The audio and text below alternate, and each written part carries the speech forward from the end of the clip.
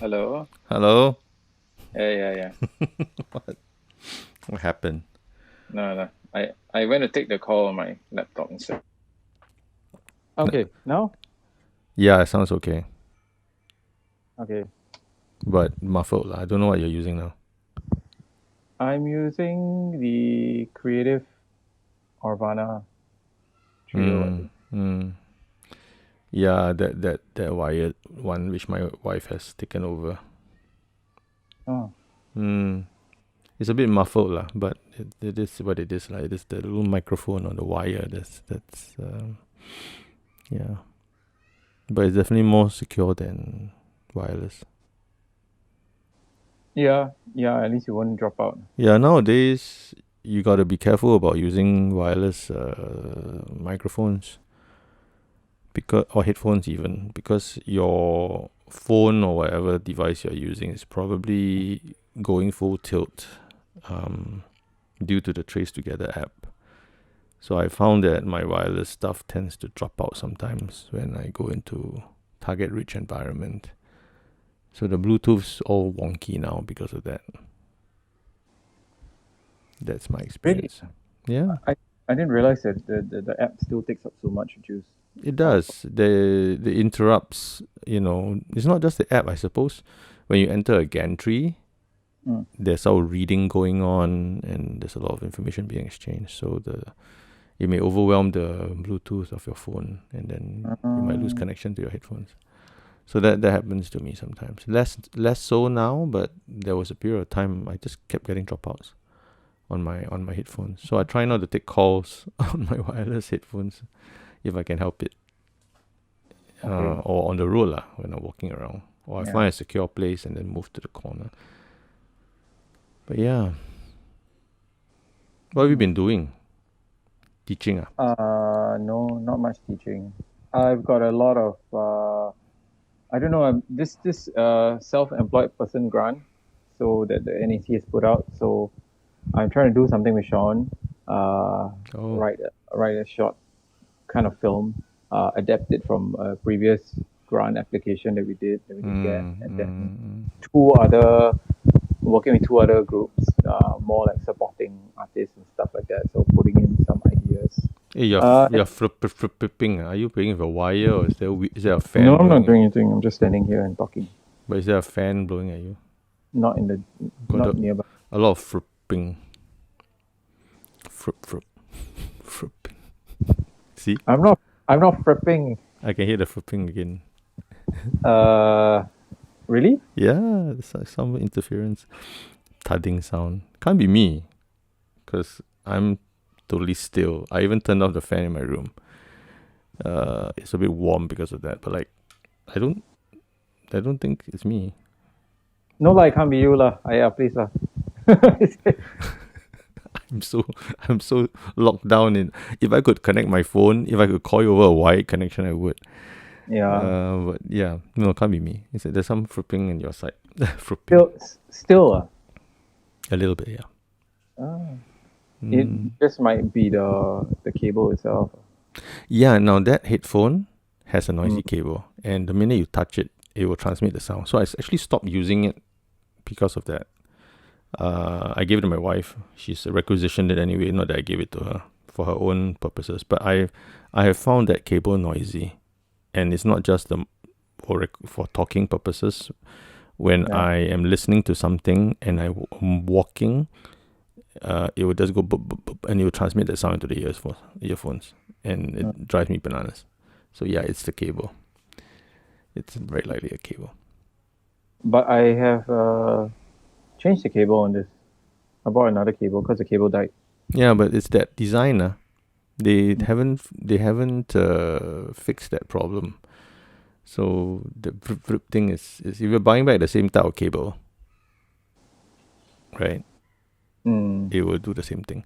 Speaking of earphones, Isaac already broke another one. Fortunately, it was an Wow. yeah. I said one side no sound. I'm like, oh man, teenagers and earphones. Yeah, lucky I didn't spend too much money on that one, but it was annoying lah.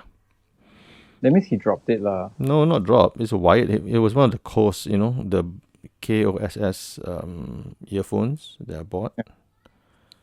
for him. And yeah, these guys plow through earphones and Bluetooth headphones like nobody's business. I just don't know how they destroy devices, not just earphones. They're very rabak when they use their things. That's why their earphones cannot cost more than $40 or $30. I think I'll change my mind already. I'm just gonna look for stuff that costs like $20. Then buy 5 of it, right? Yeah. This is your earphone quota for 2 years. Yeah. No point what. You buy the high-end stuff. And now he's using some Bluetooth thing that he bought for $30. He's been using these $30 no brand, don't know what brand, China brand Bluetooth earphones himself. And I think they are suitable for him because he goes through them so quickly. And I mean, if you buy a $300 one, it's just gonna die on him. And they use so much. You can buy 10 of those. I know. And sound quality is not that particular. They don't seem to mind. So, and the ones he bought for $30 seem to be quite good. I listened to some of them myself. Your wire speaking noise again, dude. Yeah? You can't hear it yourself. I'm picking No, it. I can't hear anything. Yeah, I can hear it in my end. So, okay, can you hear anything now? No. Now, yes. Now? Yes. It's still bumping. Okay. Now? No. Okay, I've just hung the wire over my ear. Yeah, I think it's just the whole wire transmits sound no matter what you do. It's slightly better now, I suppose. But that goes to show you equipment very important. Right? Also, nobody's ever told me that the wire is noisy. Because, who would tell you? You would. Yeah. Maybe they thought it was them. When they're listening to you, they're going like, oh, maybe it's something to do with the internet. But, Brown doesn't let you off so easily. And also, I know the reputation for this wire, this particular creative Ovana earphones for noisiness in the cable. So that's why I'm giving you such a hard time. But because I heard it myself, but it bothered me so much I stopped using it. So funny, right? I was shooting the Kima video with the Pavo Tube 6C overhead, right? And it ran out of juice, I told you. I was telling Ark about it, and Ark said, you can power the thing with a USB-C power bank, right? And I'm like, oh yeah, forgot. But then you'll have to run a long cable. Yes, that is the thing. Then you have to find a long USB-C cable, run it from the light all the way down the light stand, and that defeats the whole purpose of using a portable light like that, right? Or you find a way to keep the power bank. Yeah, by the time you go through all that trouble, you're just better off using a full-on video light with, MPF or V-mount batteries or even a power cable, and then be done with it, right? Because then you lose the flexibility. All these built-in batteries are supposed to minimize your mafan. The footprint, right? Yeah. But once you are adding all this stuff left, right, and center, it no longer becomes portable. So it's always a trade-off when you're using equipment that is portable, but then self-powered with batteries and all that. Then in terms of the longevity of the battery is always a problem. And when you're doing shoots, the last thing you want to fuss about and faff about is battery life. Lights going off. Here you're trying to deliver your lines and act and finish the shoot, and you're doing it yourself. That's even harder when you're doing self shoots. So you want that stuff to just work, right? So I kind of understand Ryan's obsession with using lights which have mains power. But they tend to be very bulky and all that. But in a limited space I'm working in, trying to find the ideal solution is hard. But it worked lah. I was done with very quickly, but it ran out of light on the last take. But you already got I got my take. I actually wanted to do a safety take, then the light went off. I was like, and I was too lazy couldn't be asked to go and find another light to replace it with. And I was thinking, okay, I got my take. Forget about the safety take. Yeah. I mean, I remember telling you, we are still looking for the ultimate portable lighting solution for videoing on the road.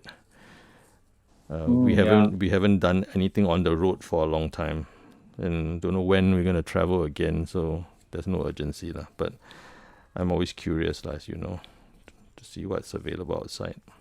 The funny thing is that when we were about to take a trip, Mm-hmm. then it just Yeah, like right. the one time we're like, yeah, okay, we're going on a trip. Yeah, we had an overseas shoot and everything, and then that was the start of circuit breaker, and we had to call off the entire thing, and that was exactly that one time when we got ready for our overseas shoot, we had to call it off.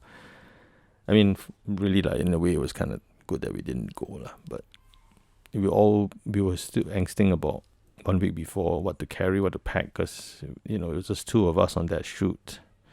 Yeah. And it was 3 cities in 5 days, right? Yeah. No joke, but that would have been fun.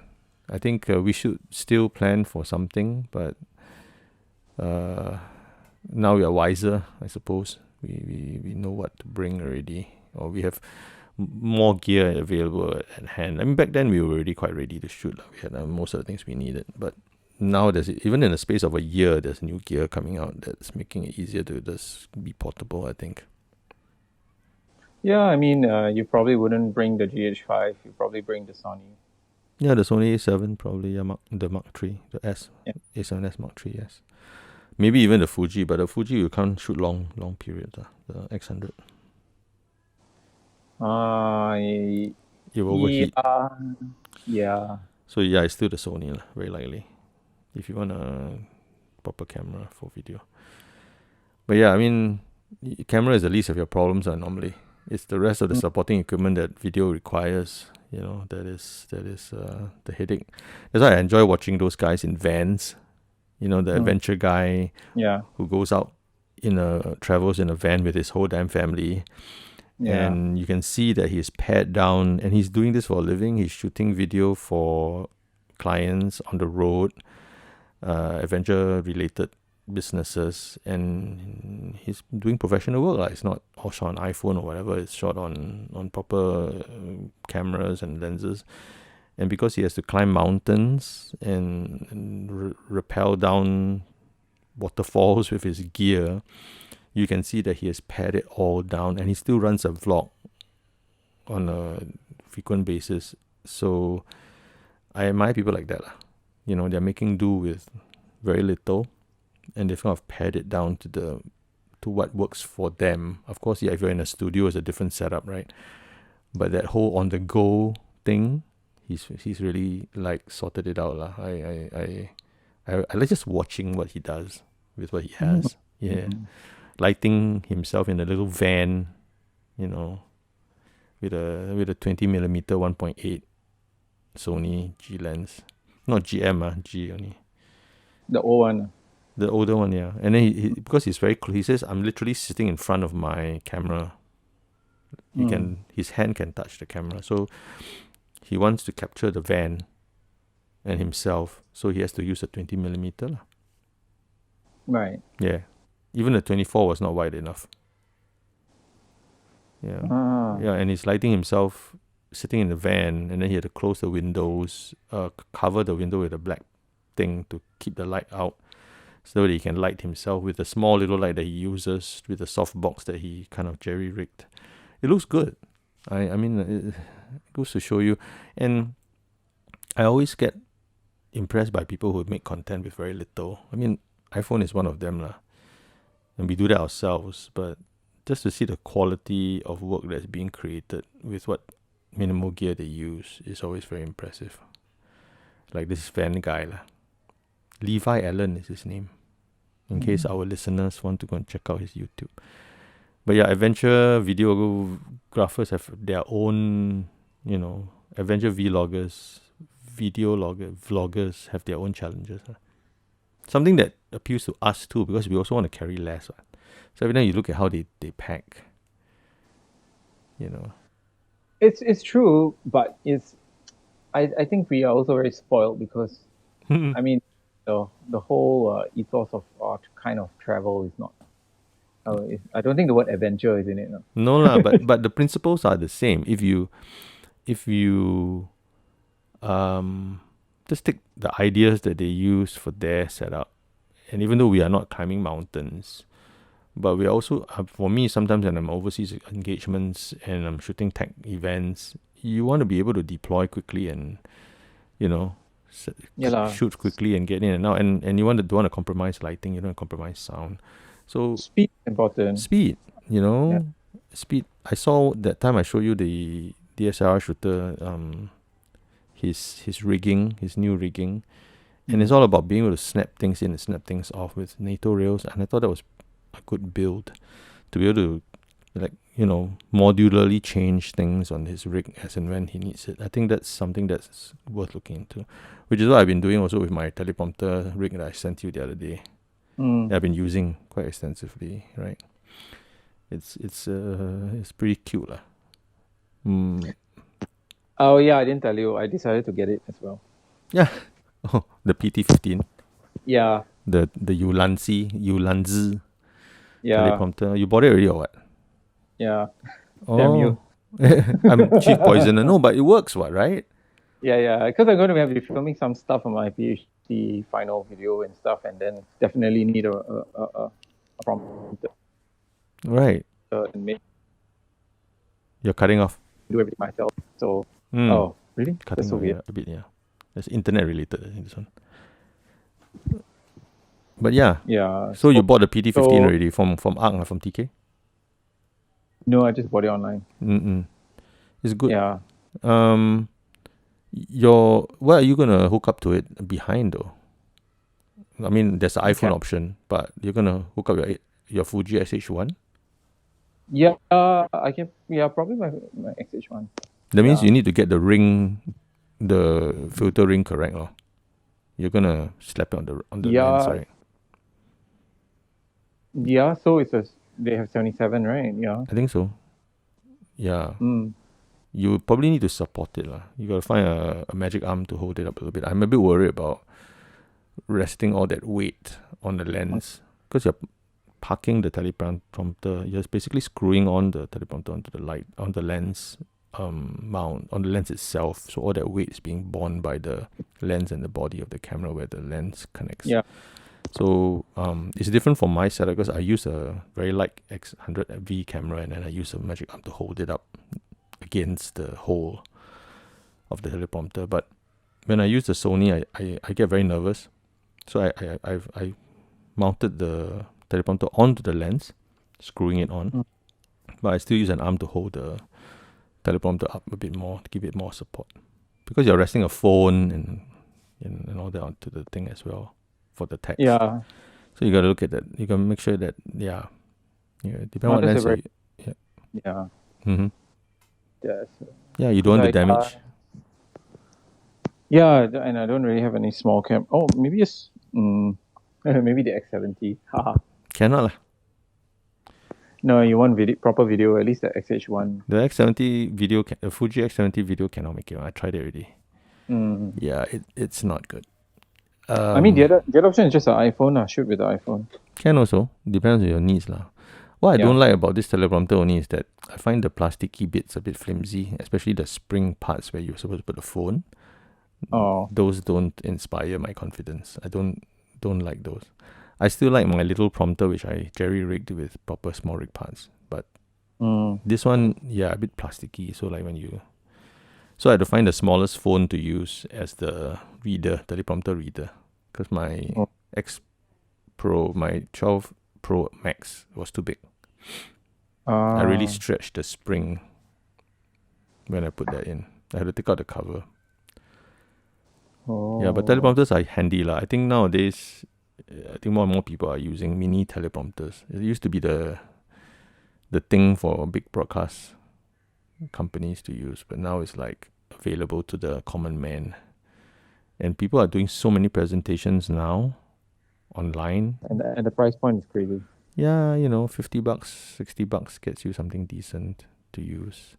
So you can at least, it's not just for reading text lah, it's good for putting another phone there to do your call so you can look, I don't know, if you're able to connect a monitor onto that thing, then you can see when you can talk directly at at the people that you are speaking to, so it doesn't look like you're always looking off camera. Yeah, that's another useful. I haven't tried that yet, but I might. I might mount that on my current video conferencing live streaming setup, and then find a way of putting a little monitor on the thing, then so I can see the participants and all that. Let's see whether that works. But yeah, useful. Yeah, but if you're doing presentations and you're doing videos for your PhD and all that, it's a worthwhile thing to get. Yeah. And I think the iPhone quality honestly is enough for that. Can also, yeah. If you slap that on, as long as you light yourself decently and you've got pretty decent lights at home, so I also probably be shooting against a green screen, so I need to just get into Oh, is it? enough light. Hi, I'm recording. Can I help you? Go outside the other one lah. This is what happens when you record at home and your wife is at home as well. Work from home, record from home challenges. And so you go back to the office. Well, I did a few times. I will. It has to happen. After HA after Heightened Alert is over Well, you had all of phase 3 to go back. You didn't go back. This is true. This is very true. I think I will go back as once we dismantle Mother Studio.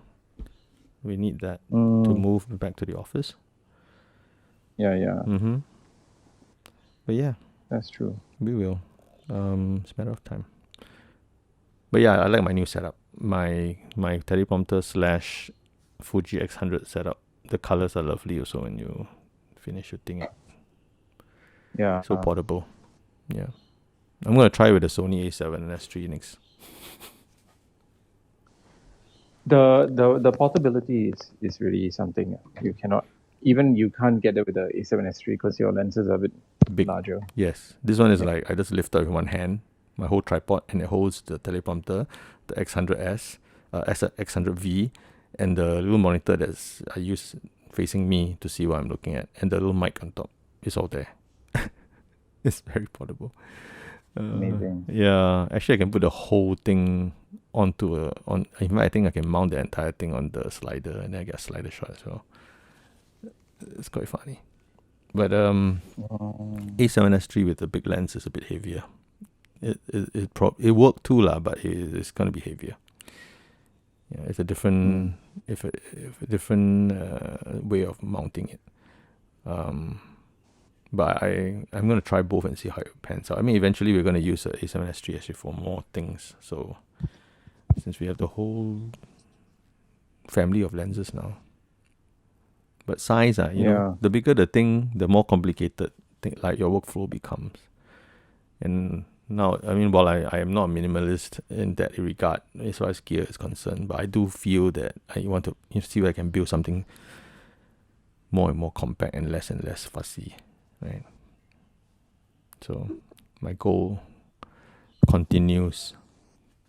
I'm always looking for something.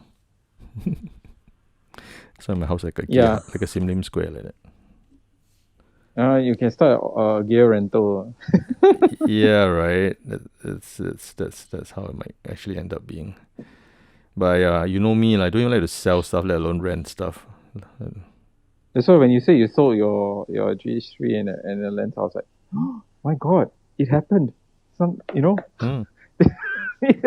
happened. You sold something. I know, happened. Right? Yeah. And you didn't even mean to. You just like posted something and then people started. Yeah, I actually should put a bit more effort into trying to sell it. Sell the rest of my gear, but you know how lazy I am.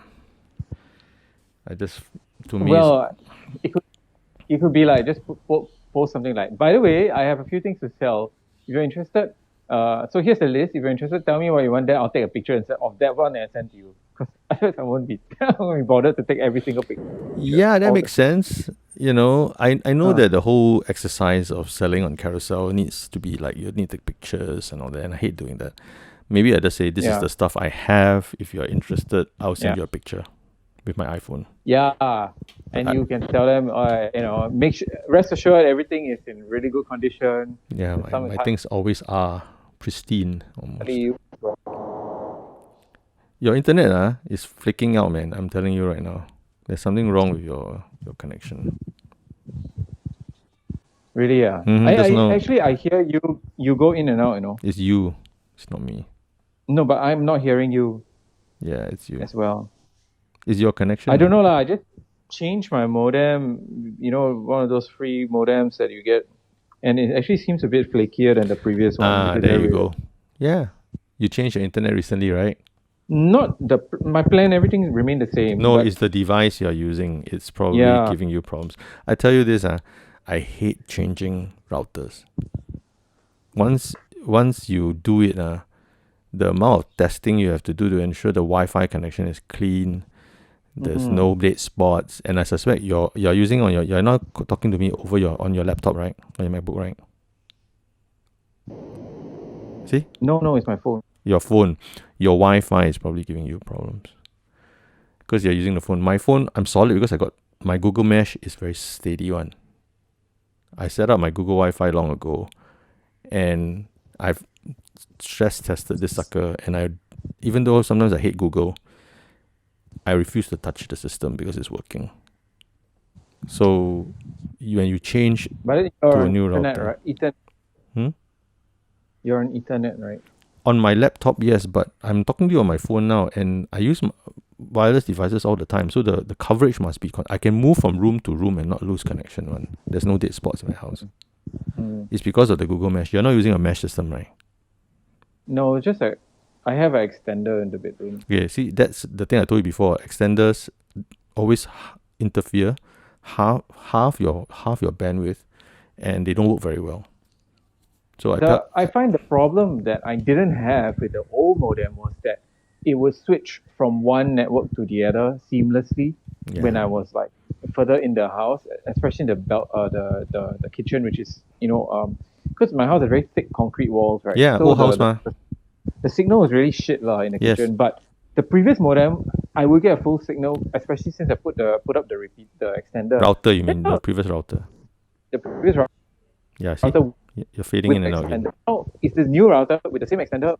Wow, the same. It just doesn't work properly. It just can't switch, and it doesn't default to the 5G. Yes. When I want it to. Yes. Yeah. So I'm not sure what to do.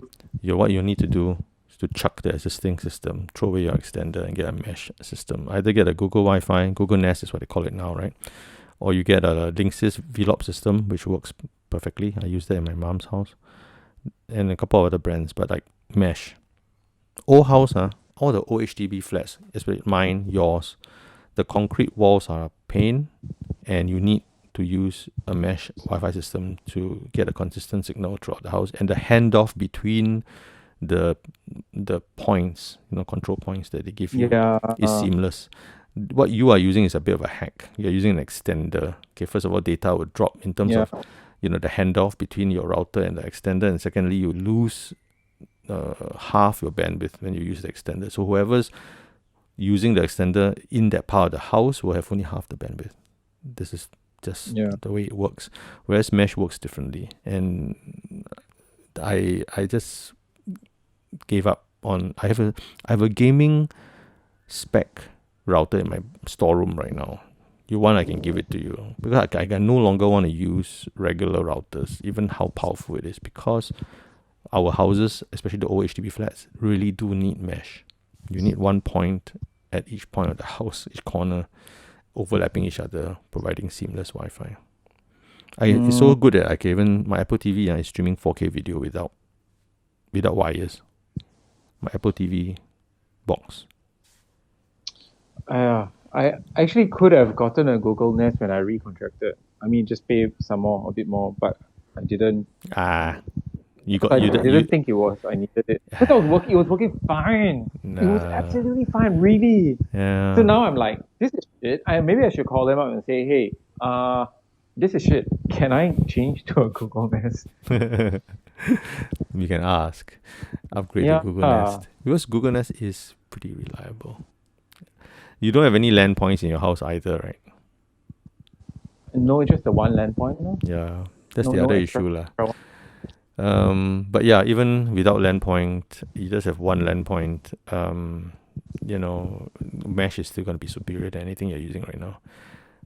My mesh is even reinforced by a landline. So in every room there is a fixed wire that is providing backhaul to my mesh. But yeah, your repeater is a problem lah. And your existing router is probably pretty shit. The existing router, I don't know. Like I was asking the guy who came to install it. He's like, "Oh yeah, this is definitely better than the old one." Then after using it for a couple, like, it's not. Yeah. I mean, the speed, like downloading speed, is okay. It's the consistency, and the connectivity. Like maybe when I was outside on my data line and you were talking to me before or something, it might have been better, the sound. Maybe more consistent, right? Yeah.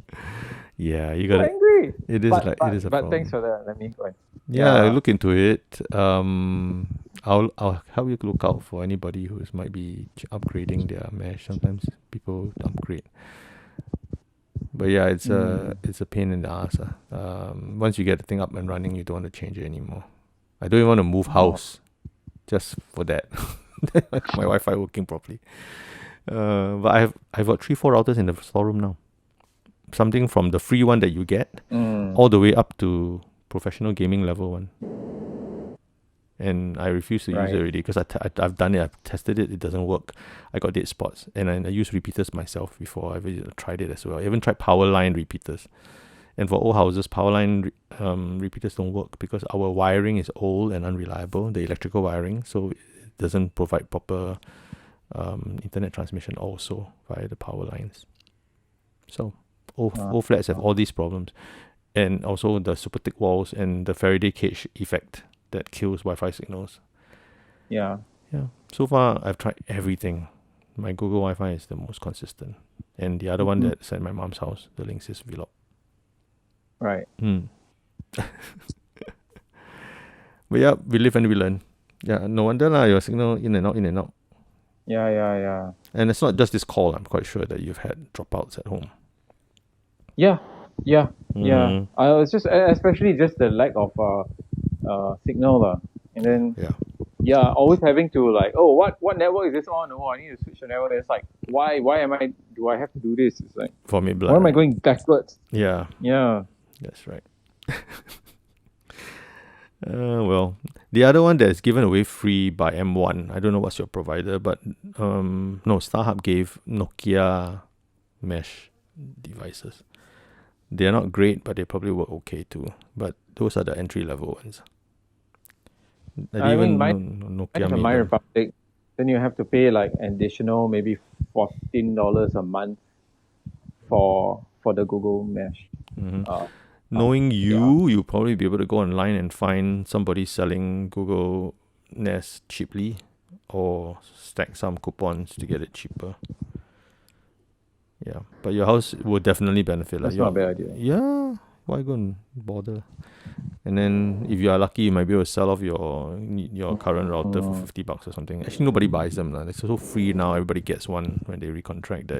That's why I'm like, what routers are kind of like quite commoditized. They're free now, right? No worth. I got a few in my room, in my storeroom. I told you already, and I can't give them away. I don't know who wants. I suppose I can ask people, but the same thing, I'm just lazy to put it on sale or anything. But routers are very hard, unless it's a pro like gaming one that some people, hardcore gamers, want, and you sell it cheap. But the entry level ones that they give with the recontract, nobody will buy from you, because they recontract, they get it already. And it's not, but you might want to look for Google Nest on people who are upgrading. Some people are upgrading to really high end Wi-Fi 6 devices. So that one they'll be offloading quite cheaply. Get a 3-piece one. Not 2-piece, not enough. Your house need 3. One in the living room, one in the bedroom, and one in the kitchen. Actually, the bedroom can power the kitchen already. It works quite well. But yeah, mesh. Go and look. Go and hunt. Use your internet shopping skills that you are renowned for. But Wi-Fi don't work, very frustrating, I tell you. Yeah. Yeah. Yeah, go forth and find it. Good chatting with you.